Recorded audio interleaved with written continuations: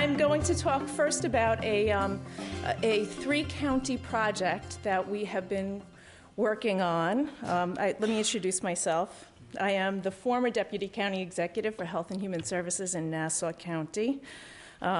Former as in, I worked for the county last Thursday. So, there was a change in leadership of the county. My boss lost his job through a very tight election. Some of you, most of you, I believe I have told that story to, but if you want to hear more information, just corner me later on or sometime tomorrow. I really appreciated working for Tom Swazi, who was the county executive. He had a tremendous vision, and he allowed us to take a lot of risks. So we had a government that really wasn't as risk-averse as so many governments can be. I'm also happy to be here with a group called Stewards of Change. I love that name, Stewards of Change, because I have been battling and trying to create change, as many of you have, probably for many more years than I have, and really we're in a change-adverse environment. Our workers, which outnumber us, in my case, 1,800 to 10 in terms of workers to management, do not like change. So I'm proud to be here with a group called Stewards of Change, and with people who have identified change as a priority. So let me go back to the ThreeCounty Project. Stewards of Change, Daniel Stein, got us together starting this past summer. We're working with the Montgomerys, which are Montgomery County, Maryland, and Montgomery County, Pennsylvania. I heard someone mention Alabama here. Maybe Montgomery, Alabama wants to join in too, and it could be a wider Montgomery project. And then Nassau County, New York. I don't think that we think that those are the only three counties that are working on interoperability. And we might not even be the furthest along. But we came together to work together and see where we are and how we can build on what we have done. So we got together in June back in Montgomery County, Maryland. We had 3 or 4 conference calls where we spoke together on the phone. And then the group got together again in November in Montgomery County, Pennsylvania. And while I'm speaking about the group, I'll recognize Ahluwalia, who is the director in Montgomery County, Maryland, and Joe Roynan, who has left because he had a family emergency, but he's the director in Montgomery County, Pennsylvania. I will tell you that we are very similar in very many ways, but we are so different in lots of other ways. I'll start with how we're similar. We are inner-ring suburb counties that are near a city. We have very diverse demographics for our populations. We have populations, ranging from 800,000 to 1.3 million. Montgomery County, Maryland, how big is that? You're a million, okay. And we all have a vision of creating interoperable systems, although we've taken different strategies to get there. But we have the same vision, and we are facing many very similar challenges. In terms of challenges, we spoke about some of them throughout this conference: confidentiality, aversion to cultural change, or the difficulties involved with getting a culture to change. Union issues, which I don't know that we've mentioned too much about, but they are there, and civil service issues. Dare I say politics? That we all have to deal with those. And resources. This is a fiscally difficult time for all of our counties and probably our entire nation, and we're trying to improve what we're doing, and sometimes that takes the expense of new dollars. So I would like to thank Uma and Joe for sharing their program insights. We heard a little bit about Uma's program yesterday. We're going to hear more about Pennsylvania this afternoon. And I'm going to tell you a little bit more about what Nassau County has been doing right now. No Wrong Door. No Wrong Door is the name of the program. I'm not crazy about that name, but it's the name that I inherited when I came to the county. When I came to the county, the new county executive had been there for a year, and he had identified as his vision what he wanted to do was consolidate health and human services and provide an integrated health and human services delivery system. And really, that's about where they were in terms of the planning for No Wrong Door. So what we did first was we established a vertical of 7 health and human services departments. Let me just tell you, this is the as-is state, not the to-be state. The to-be state, we'll see where that ends up. There are certainly a lot of improvements they can make, but this is where we are right now. We established a vertical of 7 health and human services departments. Those departments are the Department of Health, which is public health, maternal child health, the Women, Infant, Children Nutrition Program, emergency preparedness, environmental health, those types of programs. The Department of Social Services, Medicaid, temporary assistance, child support enforcement, child welfare programs, just an enormous number of programs. Behavioral health, which is mental health, chemical dependency, and developmental disability services. Office for the Physically Challenged, Senior Citizens Affairs, Veteran Service Agency, and the Youth Bureau. We consolidated the real estate.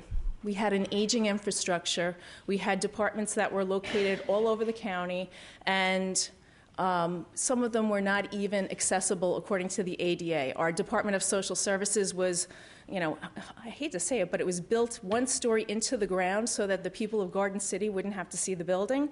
And so it had a very steep ramp to get down to the front door, and it was not in compliance with the ADA, which is like 1 inch per foot of grade. So we consolidated the real estate into a gorgeous new building and moved all of those services into 1 building. We created a single point of entry into the health and human services system, not just in 1 building, but a consolidated intake through an IT piece of software. The IT, I know Greg had said that he didn't like saying the IT was the easy part. Well, it was for me.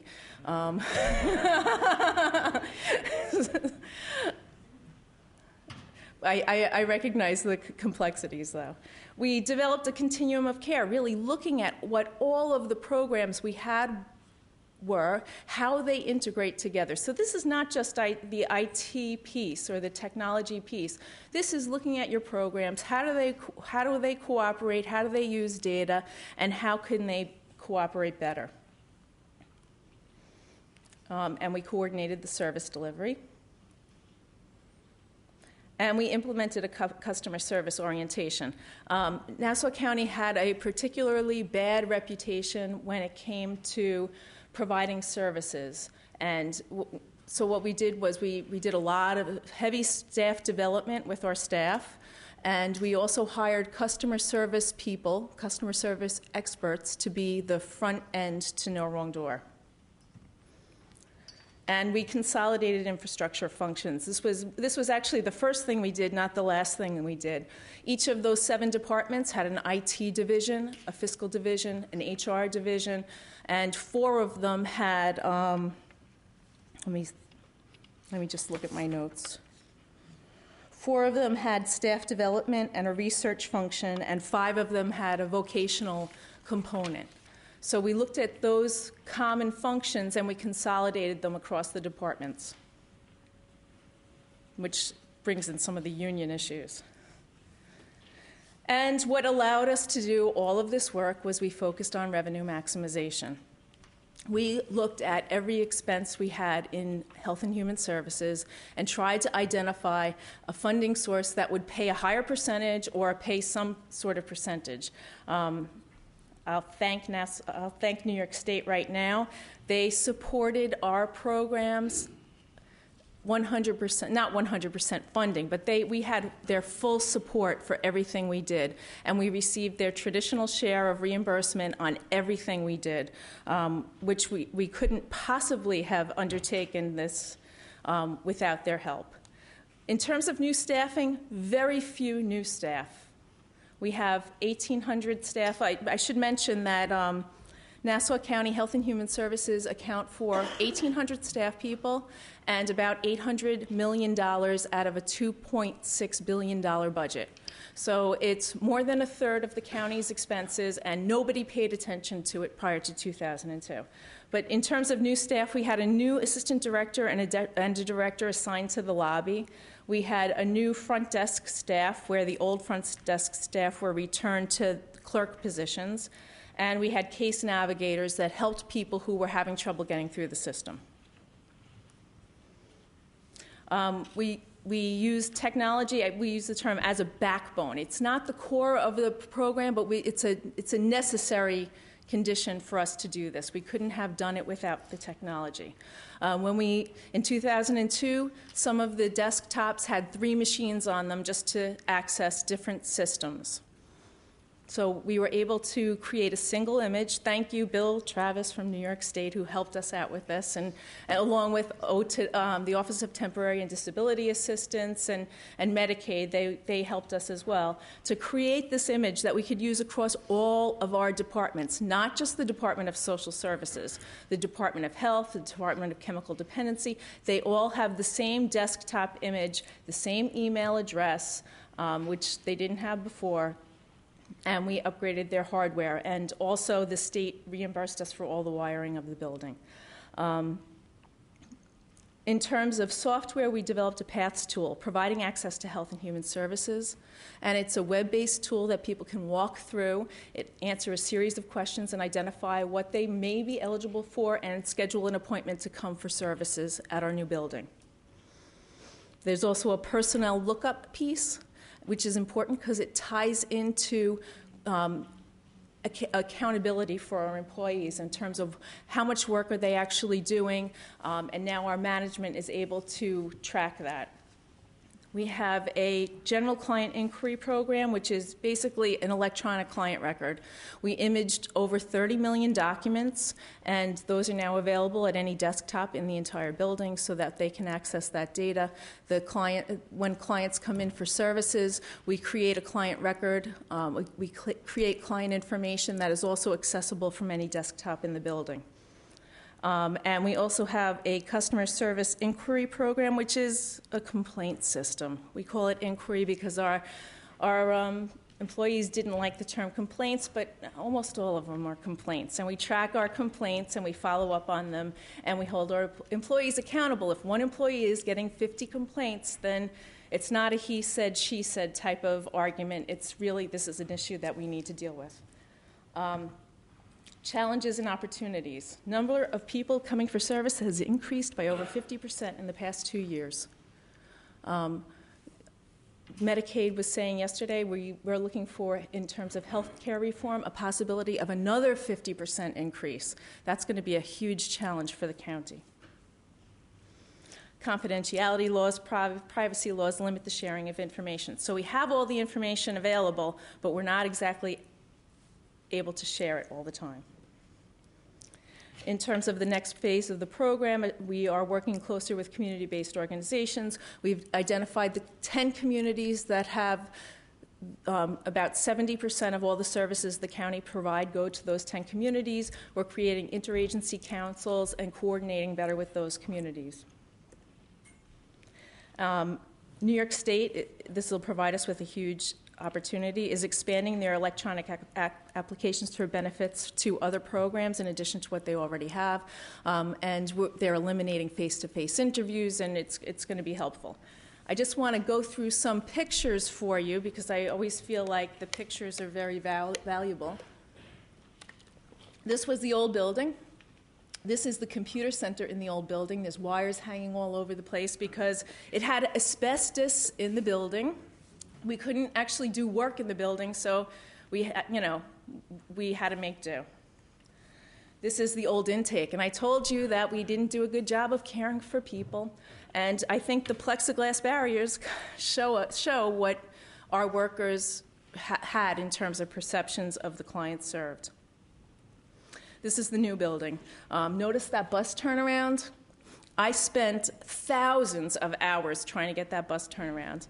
I mean, I can't tell you. To get to the building by bus, you would have to have crossed 5 lanes of one-way traffic going like 70 miles an hour. There was a traffic light, but I had a fight with DPW, I had a fight with the bus company, I had a fight with the landlord, but we got that bus. And this is our new intake area. It's very crowded nowadays, but this was probably taken at 8 o'clock in the morning. The screens include numbers that people are getting called for their various services that they have signed up for or been referred for.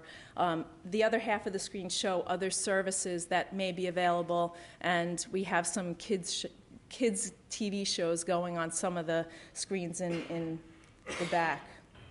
If you could see, we got some art murals done by local colleges. There's a children's room in the back where we can watch some kids while their parents are applying for services. The new IT center, as you can see, is a little bit nicer. The new intake area, face-to-face, literally face-to-face interviews. I mean, across a desk, but face-to-face interviews nevertheless.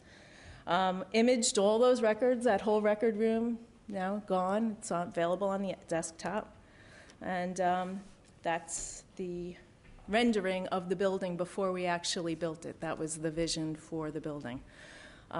So that's it really on Nassau County in terms of where we have brought our Health and Human Services to this point in time. As I said, I've been saying we, but I'm no longer with them, so you can just edit those we's today.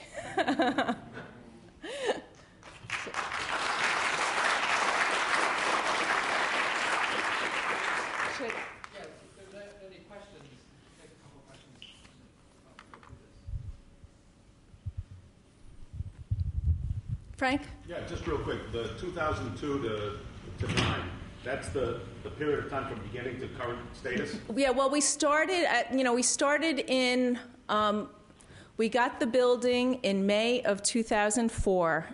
We had started a little piece of the programming, but we moved in, and most of the IT piece was done by September of 2005. So we're talking about an 18-month period, which was a very intense period. We did a lot of focus groups with our staff. We had full meetings with our staff. It was consolidated into less than 2 years.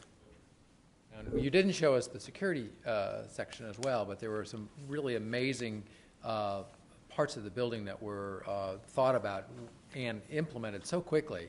And you walk in, you feel like you're a customer. You feel like you're in a place that's there to take care of you. Well, in order to get the worker buy-in to losing the very precious plexiglass that they had come to rely on over so many years, we had to have really a lot of security. So we have metal detectors, there's cameras throughout the building, and there's a panic button at each workstation, and we have 8 security staff and 2 police officers in the building, and it's not a quiet place right now. There's 1,000 people or more that are coming for services every single day at that building.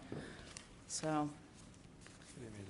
The other thing that you had said, you can comment on, is the technology system that you guys did build is now being expanded across the state and other counties, which was very interesting. I think one of the other speakers, I'm sorry, was it Rick, who spoke before, said that, well, if it's done with public dollars, it should be used in other places. And this was created with public dollars, and it is being implemented in other counties throughout New York State. They've taken pieces of it. Yes? Did I hear you say that in your single code entry and common assessment tool that you actually have coordinated case management across the different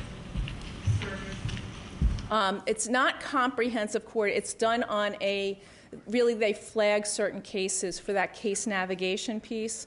One of the staff development functions that we implemented was a case of the week function. Over 2,000 staff people have been through Case of the Week. Every week, a person brings in a case that has multidisciplinary issues, and they present it to the other departments and there's community-based organizations and school districts that come as well, and they present the issues involved with the case, and we take that information, we help improve that case. We look at the systems issues involved in terms of how we can improve the system for other cases, and we also learn where we can train our staff better to learn more about the programs and services that are available. I did want to say a couple of things. There are a few people I want to introduce before I start. Isabel Fitzgerald is the CIO for the State Department of Human Resources, and a great partner. I have to say there are several state departments that impact us because we're integrated. The State Department of Human Resources, which is child welfare, TANF, and all the income support programs, and aging and disability, all adult service programming. Then we have the Department of Health and Mental Hygiene that has all of public health, healthcare financing, emergency preparedness, the whole continuum. The State Department of Education, because we have childcare and early learning programs, the office, the Department on Aging, the Department on Disabilities, the Governor's Office of Children, and on and on. So we are actually impacted by many state policy departments and funding departments. I have two other people in the audience who will, on prompt, stand up and speak, but they are people who work in the department and in the county, and without whom we would not be anywhere close to where we are today. Steve Emanuel, who is the county CIO, and some of you have met him. If you haven't, you couldn't ask for a better partner. I just have to say that. Whenever I go to Steve and say, Steve, I need help. He was second day on his job. I called him. I said, I'm trying to get the CIO to understand why integration is important, and I need you because he can't understand my language. And there was Steve right there, right from that day. He was sold.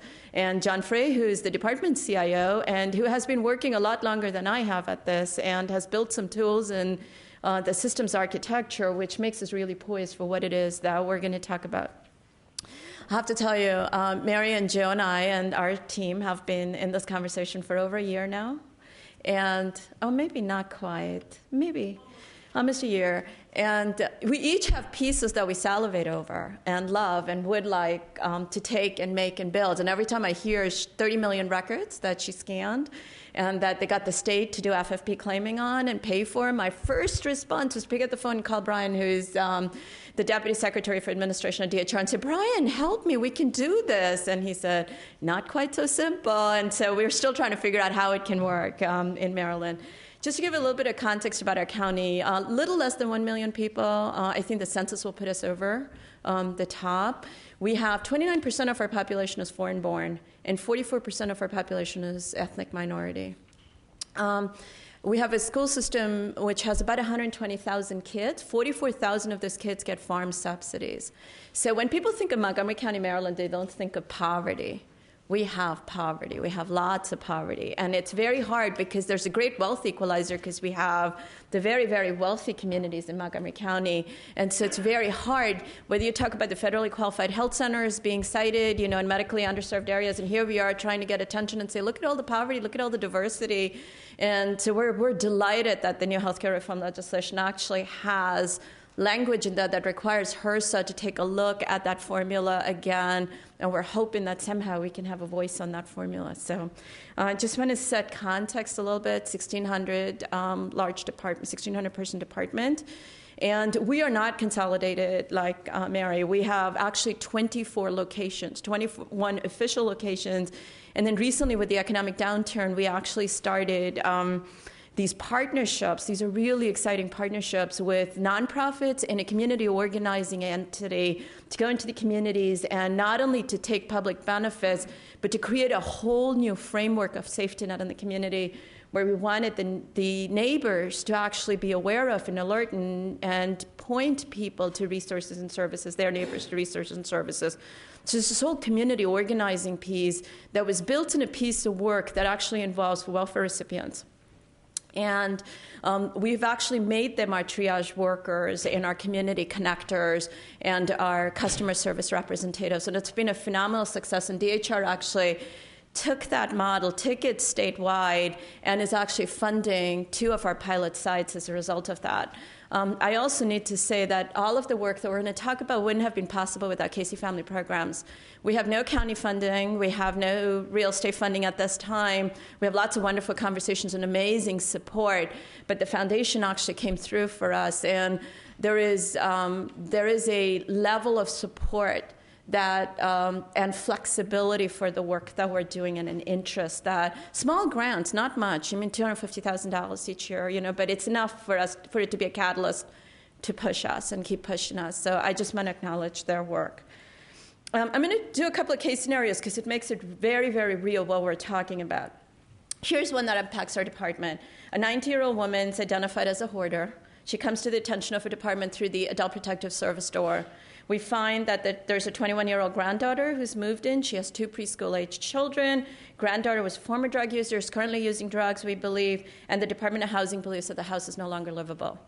So how many different programs get involved, right? Adult Protective Services, child care, early learning, child welfare, income support, housing, substance abuse treatment. This is what we're talking about at the front lines and at the county level. Here's another situation. We did 3 or 4 case scenarios just to make it real for us. 15-year-old Latino male referred to the crisis center after school suspension for graffiti in the bathroom. Indicates to the counselor that he wants to commit suicide. Mother's receiving mental health services. He believes that he's the reason his mom is ill. Father believes that all of this is a private matter. Father's very strict and often client presents with bruises.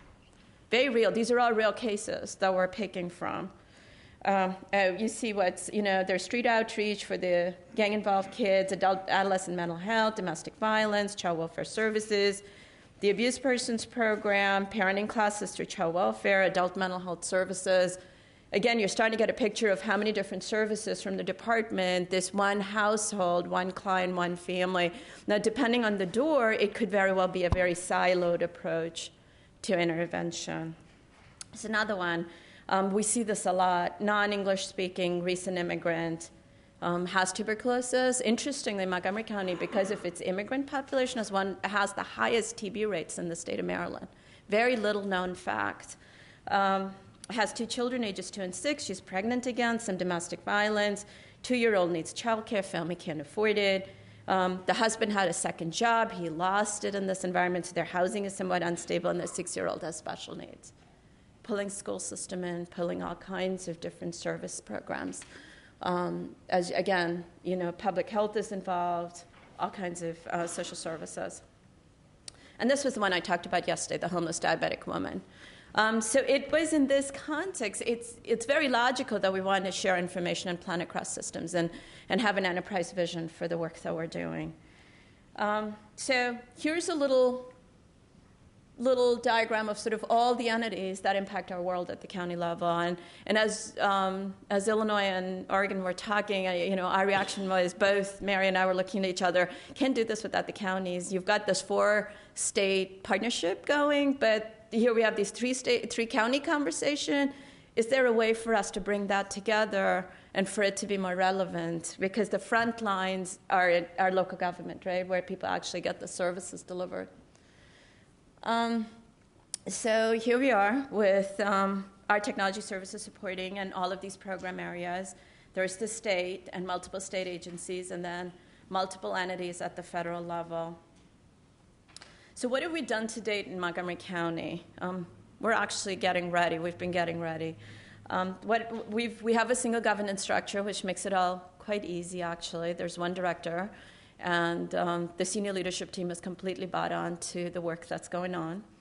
Here are the things that we've built. We have a universal screening tool. We have a face sheet. We have a confidentiality policy. We've developed our practice model that's built around integration.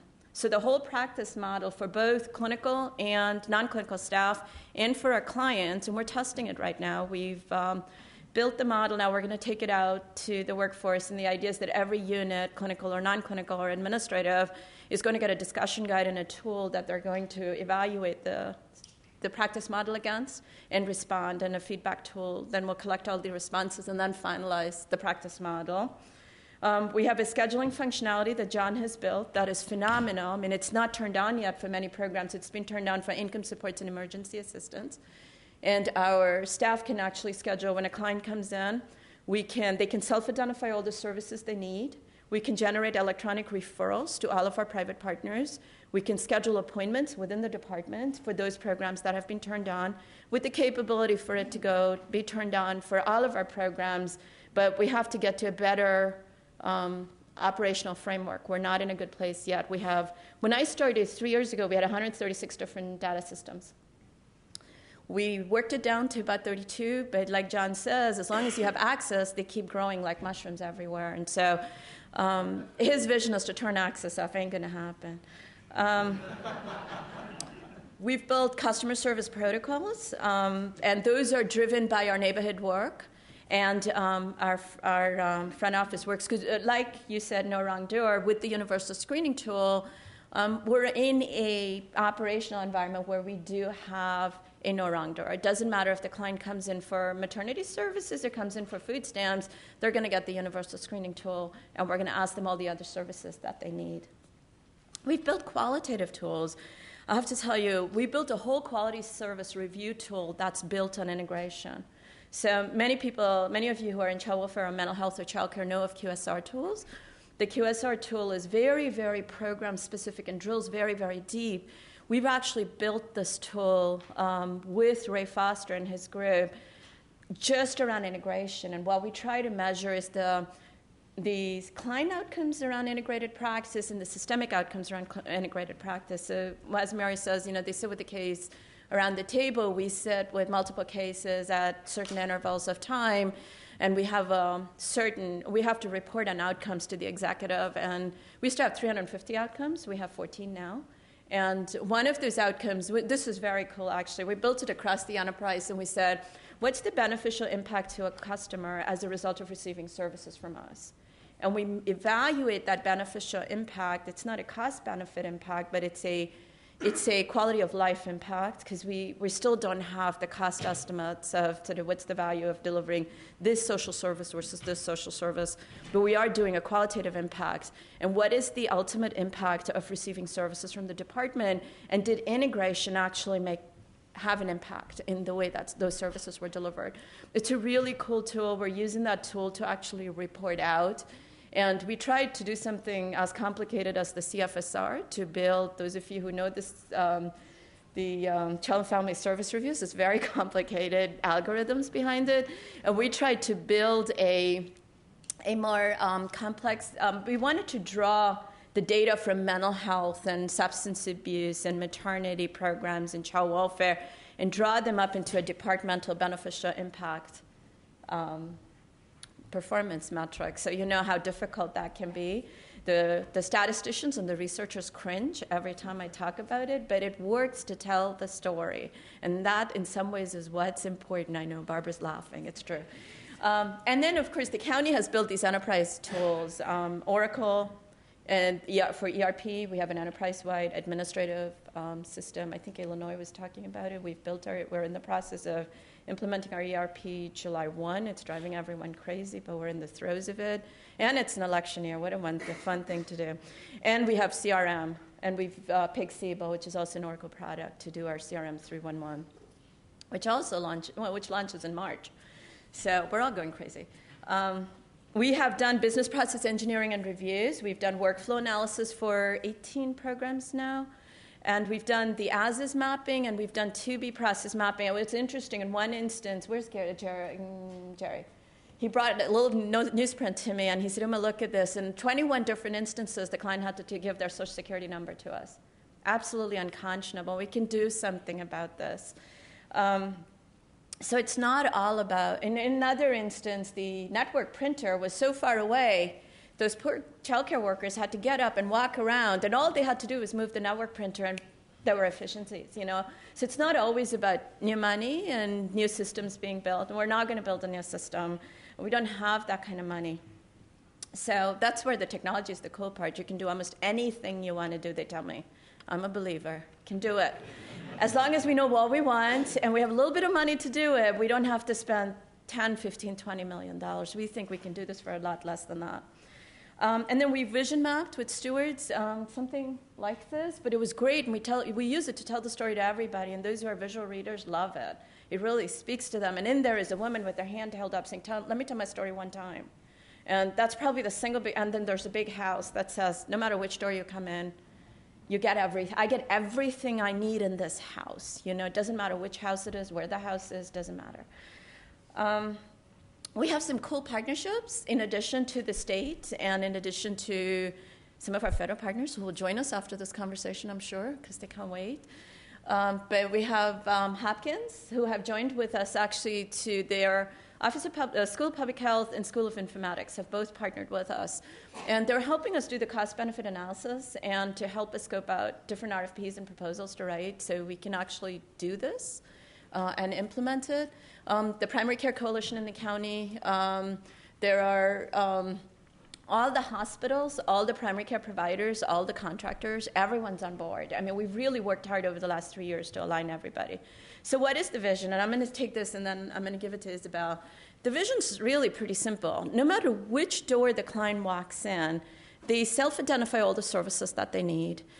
We either connect them to all the different programs, because we tried to go for universal assessment tool. It was a bust. It didn't work, because mental health could never agree with income support, could never agree with child welfare. So that wasn't going anywhere. So we decided that we'd have this triage worker in the middle. And the electronically, this works much better. They come in, they self-identify the services that they need, the referrals go out. The different programs make, and the electronic appointments pop up. The client goes to these different programs, gets assessed, and the disposition comes back to the triage worker. And if they get more than 2 services, it automatically triggers a team, a virtual team or an in-person team. It's sort of irrelevant, but it triggers a team. And then we have a team-based case planning effort. So everyone's sitting around the table. So if mom's homeless, child is in care, reunification's dependent on mom finding housing, and she's pregnant but doesn't have health insurance, all those folks are sitting at the table, right? Now, we have lots of work to do to determine who's the leader of the team, right? What triggers that? If there are disputes, how do you resolve those conflicts? We try to pilot, and all these issues surfaced. And so we're trying to address them, but there's many, many more. And we think that having the practice model framework will help answer some of these questions. And so then you'll have the case plan tool that everybody will work towards, or work against. No, what am I saying? They'll use that as the guide to drive the case practice, right? And then there'll be evaluation at regular intervals. And we will assess a couple of different things. Are issues resolved quicker? Do cases get to resolution, case closure faster? And there are many things that we can then track once we have the ability to do this. So we've built the scheduling functionality. We really need a case plan functionality, and it's out there. The struggle we've had, and we've done all kinds of assessments of the marketplace, because we thought if we got a COT solution, we didn't have to build anything. It's even simpler, is that you don't get the public health side and the social service side to really talk to each other. But John, like John says, and this is very profound, he says there are only 5 functions, no matter how whatever you call it or how different it is. There's screening, there's assessment, there's planning, right? There's delivery of service, and then there's evaluation and monitoring. Those 5 sort of pretty much span all of our work, but we call it different things. We use different tools. It means different things to different program areas. And so if there was a way that we could work on the taxonomy, if we could drive and so that's the work we've been doing. I believe that having the technical tools will make the implementation a lot easier. We reached out to SAMHSA. They've done so much work on system of care. A lot of the principles come into the team-based case management. We don't have to reinvent the wheel in any of these places, actually. So we reached out to Sheila Pyries and the whole gang of people that Gary Blau brought to the table. We had another convening to figure out how do we build the curriculum, who do we train, how deep do we go. All of it takes some resource, not a lot of resources, but the biggest piece to change is workforce behavior. Labor unions are huge. A third of my workforce could walk out in retirement in the next 2 years, 2 to 3 years. A third. There's not a lot of incentive for them to change, But at the same time, sometimes they are your best change agents because they have nothing to lose. So the question is, how do you motivate people? Different people get motivated at different points differently. So how do you trigger that? How do you motivate them? How do you find the right pitch?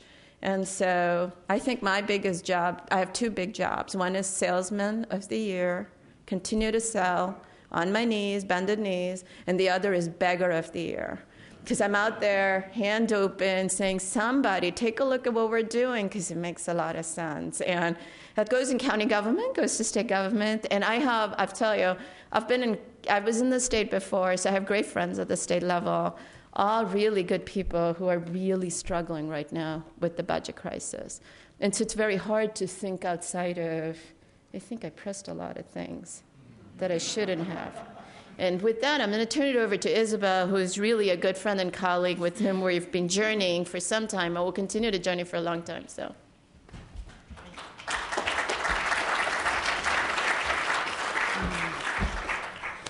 Good afternoon. I just want to say I am really thrilled to be here. This is my first Stewards of Change conference. In fact, I was sitting at breakfast yesterday, and I was so thrilled. I was listening and talking with some folks, Deborah Wolf, Joan Bosworth, and Mary Bazell, and I thought, wow, these ladies are amazing. The people here are amazing. They have quite a vision.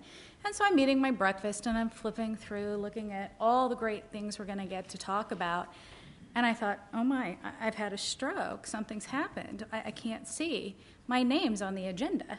And I turned to Uma and I said, in a big panic, I'm like, I don't have any slides. I don't have any cool graphics. What am I going to do? These people are experts. And she says, Isabel, it's about the dialogue. And I thought, you know, now that my vision's clearing a little, I can put down the paper bag I'm hyperventilating into. I think she's right. I mean, dialogue is what it should be about. Dialogue is where we start. And, you know, I spent about a decade in the private industry talking about what we called integrated case management, which I guess is a little bit of a precursor to interoperability. And I went around to all of the states and I talked about how important it was to have integrated case management and how great it would be to be able to see a holistic view of the clients that we served, because we know that somewhere in the neighborhood of 7 out of 10 clients have, you know, somewhere between 3+ services. And I would talk about how, you know, we could provide better outcomes for them and better services for them. And I would talk about how even at the state level, we could save money, we could consolidate services, we could, you know, reduce fraud, we could do all these things. And I couldn't figure out why these people weren't all flocking over and saying, we've got to do this. I wrote white papers, I went to conferences, I visited people, I did technology solutions, and I thought, why can't we get there? And we talk about data privacy, and we talk about, you know, all the barriers, the silos of funding, and I thought, you know, we've got to get through this. We've got to get through this. It makes a lot of sense. And then I went to work for the state. So about 4 years ago, I went to the work for state, and I thought, you know, I was all dewy-eyed, and I thought, oh, this is awesome, because Maryland is perfect. It's state supervised, state administered, and it's a good size, and I can really bring this whole integrated case management thing to bear. So I went to talk to the executive directors of the programs. I went to the Department of Health and Mental Hygiene, which is the Medicaid agency. I went to the Maryland State Department of Education, which had the child care, and I talked to them, and there were only 3 things they wanted to know. They wanted to know when that BlackBerry storm came out, could they get that? That was one. And the second thing was, you know, I saw this thing on Oprah, and I would just groan. I thought, oh no, here we go. And it was, there's this video thing you can do on the internet. Can we have that? And I thought, well, okay. And then it was web-enable, web-enable, web-enable. And I thought, well, that's great, but the 91-year-old hoarder probably doesn't care if your eligibility system is web-enabled. So unless you can tell me how that actually interacts with actual flesh and blood human beings, sure, you can web-enable it. I just don't know why you would. So then I met Uma. She called up and she said, I really want you and Brian, who's the Deputy Secretary for Programs, to come out and see what we're doing in Montgomery County. And I said, well, okay, yeah, you know, we could do that. And she says, Isabel, I'll buy lunch. And I thought, well, yeah, that's good. We can go for lunch. And, I haven't been to Montgomery County in a long time, right? So this seems like a really great thing to do. And we got over there, and I thought, I'll get to see her screening tool, because it's going to be a pre-screening tool. That's what it's going to be, because that's what everybody talks about. And, we've had one for 5 years, but whatever. So I went over there, and she sat down in a room, and she brought people together, and she talked about what they were doing in Montgomery County, and my jaw dropped. I thought, wow, this is what we've all been striving for. She had a clear business plan. She'd done her workflow analysis, so she knew where the business needed to go. So the technology wasn't the savior, if you will, or the hero here. It was just an enabler. She had done her technology assessment. She knew what she needed. She tackled the tough issues. She spent 19 months hammering out a consent agreement for confidentiality. That's some of the biggest barriers that you can have. And I thought, wow. And she didn't come to us and say, I have this great idea, but I don't have any money. She said, we're doing this, and we'd like you to be part of it.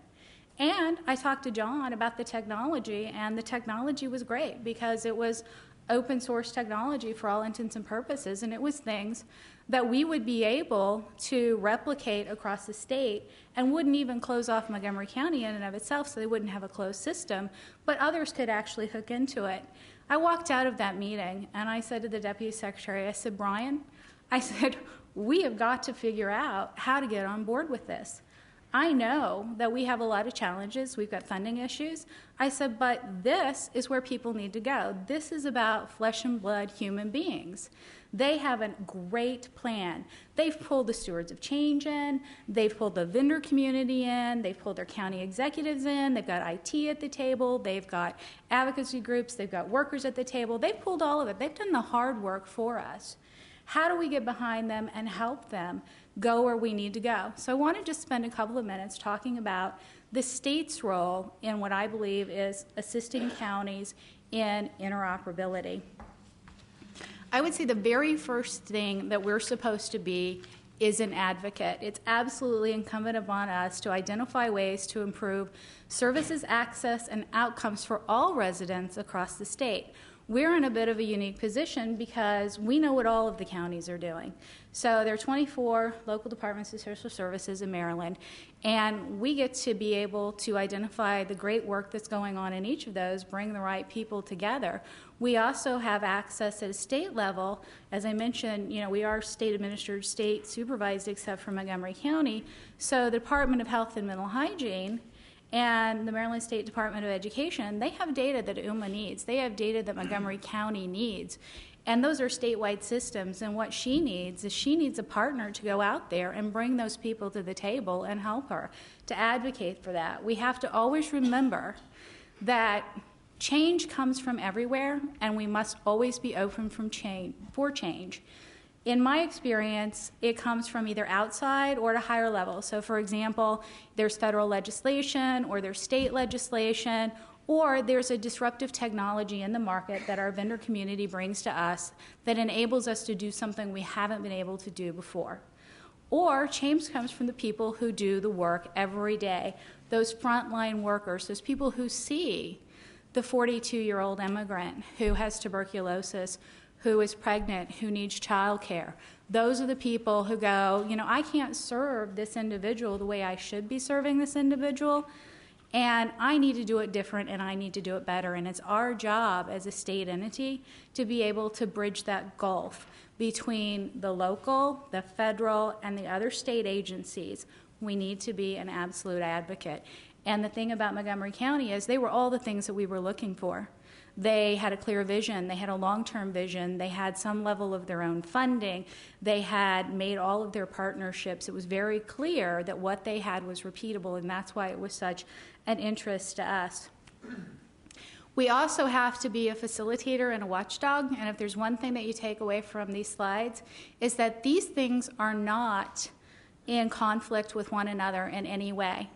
Because what will happen is that you can facilitate things, and by being a watchdog, you can make sure that your different requirements and compliance is met, and you will actually walk away with a better product. So we have to help them in terms of acquiring technology, funding, bringing together the right people, and we also have to talk about public funding, which I consider to be a competitive sport. Now, I'd like for it to be a team sport, but that doesn't always happen. And one of the things you find in state politics is if you get too county-centric in the conversation that you have, there's always going to be some other county who's not going to be real happy with you. So it's our job to work with Montgomery County to talk about the great work they're doing with Montgomery County and make it a demonstration or make it a reality, but at the same time be able to create that business case so we can go before the state legislature or our federal partners and talk about how this actually improves the lives of all Maryland residents, not just those in Montgomery County. And there's nothing worse than going in front of the legislature and finding out that you have a totally different story than one of your business partners.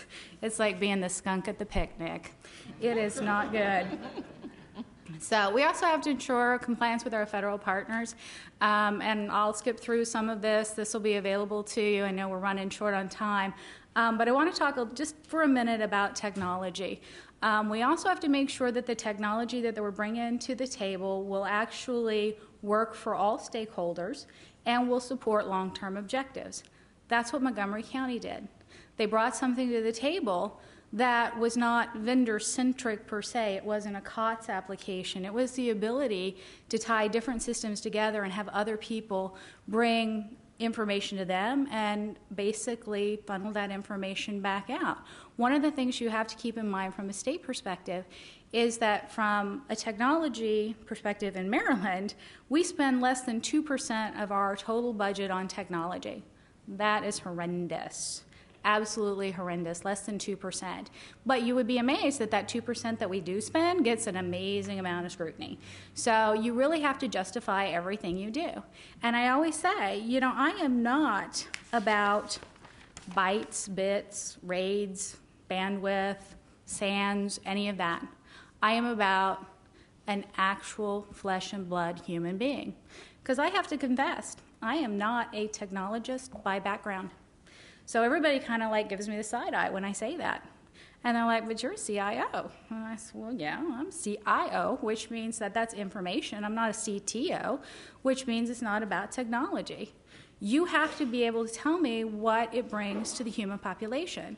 And I will tell you, my eyes glaze over and my head falls off the back of my neck every time I get stuck with a vendor who wants to tell me all about the new technical specs.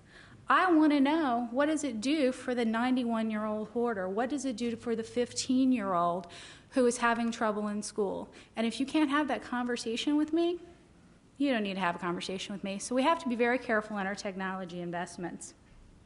At the same time, we have to have consistency in our services for our citizens across counties. So we have state systems as well. So every time we look at what's going on in a county, we also have to make sure that we are able to tie that into the statewide system so that if somebody's in Montgomery County and they move over to Prince George's County, their data goes with them. So we don't have to redo stuff just because we have a county who's doing something new and innovative. And that is one of the things that I think is really great about the Montgomery County plan and solution is that that's where they're thinking. And they're already really far down the road. I mean, they're already looking at universal screening tools, scheduling. They've put a lot of things in place that are absolutely repeatable and help with that information sharing. The way that the state's focus differs from the county focus is really, it's in terms of scale. So I have to look at things from a statewide perspective. So anytime there are investments that need to be made, I need to balance that with the needs of the other 24 local departments of social services. I believe, UMA has a lot going on when it relates to the politics in our county. Take that and multiply that by 24. And that's what you've got when you deal at state level. You've got 24 local directors. You've got 24 county boards. And you've got about 7,000 people in 160 locations across the state. So really the takeaway from that is you have to figure out how to balance it, and you have to look at current business need. But at the same time, you can't lose focus of those things that will get you where you need to go, like what we're doing in Montgomery County. And so you have to balance the investment and say, okay, How do I invest in that and continue to move forward? And how do I, at the same time, meet my operational needs? I'll tell you a quick story, and it'll really bring this home for you. I still have about 300 GX 115 machines that are in operation. That means they're about 11 years old. They can run exactly one program and no virus protection. And incidentally, they're worth about $49 on eBay if you want to cannibalize them and sell them for precious metals. So that is what you have to keep in mind when you look at investment, and that is why it's important to have that balance. And then we are going to wrap up here. And and I are going to do this together, and I'll just hit a couple of high points here to leave you with. One is you've got to plan together, strategize together, and meet regularly. If Uma hadn't brought me into this, we would still be sitting out there figuring out, well, what do we do? There's also quick wins, because at the end of the day, if I hadn't been able to help her immediately and provide some level of data sharing when I first met her, I'd have walked out of that and I'd have been like, that's great. I'll talk to you. But I was actually able to bring something to the table, and I feel like a real partner. And we can make small strides and big strides, and it's all tied to, well, how do we fund this? Funding's important. It's 100% important, and we need to get to where we can fund that. But in the meantime, we have to be able to plan, and we have to set a baseline so that two things can happen. One, when the funding opportunities become available, we can take advantage of them. And two, the other thing is we've got to make sure that our model survives the administration and any political changes. When I first took this job, John Cost, who many of you probably know from Gartner, came up to me and he said, Isabel, congratulations. And he said, how are you feeling about that? And I said, well, I think it's great. I think there are going to be a lot of challenges. And he said, well, you really do know what CIO means, right? And I said, well, yeah, I think so. I mean, it's Chief Information Officer, right? And he says, oh, no. He says its career is over. So we will see if that is in fact true. But what I did learn from John is that the average public CIO has about a 22-month tenure. So that actually helped form some of the decisions that I made in terms of you can either do it in 22 months. Now, I'm at almost 4 years, so I'm living on borrowed time. But you can do it in 22 months, or you can lay a foundation and get the people who need to be involved with you at whatever level in your organization, so that if you get rolled in November, somebody's going to be able to pick that up and carry on. And so the next guy who comes in, he's going to be able to meet Uma, and we're going to have a great business case, and he's going to know why it's important for him to support her and why it's important for him to help fund her.